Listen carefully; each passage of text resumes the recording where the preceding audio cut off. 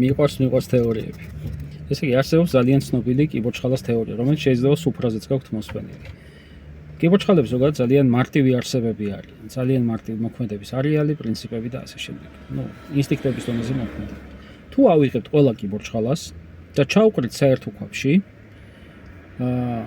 ისინი დაიწყებენ ერთმანეთის გესვლას, კვენას, ზედ გადავლას, გაჭყვეტვას და ასე შემდეგ. და თუ რომელიმე მათგანი მოინდომებს, რომ ამ ქვაბს თავით აღწიოს და ამოვიდეს ამ საერთო ქვაბიდან თავისუფლებაზე და ეს შეუძლია, ვინაიდან მაღალი ქვაბი არ არის, მაშინვე დანარჩენები მივარდებიან და კვენას დაუწყებენ. უკან დაკაჩავენ და ჩამოაგდებენ. ანუ ერთმანეთს უშლიან ხელს, რომ განთავისუფლდნენ, ანუ ის რომ არ აძლევენ საშუალებას ერთს მაინც რომ ამოვიდეს. თუმცა ყველა შეუძლია ამოსვლა, მაგრამ ისინი ამ ნებას თუ ამ სურვილს თუ ამ თავისუფლების სიყვარულს ვერ გრძნობენ. რაღაცა საერთო გვაქვს და ვიცით.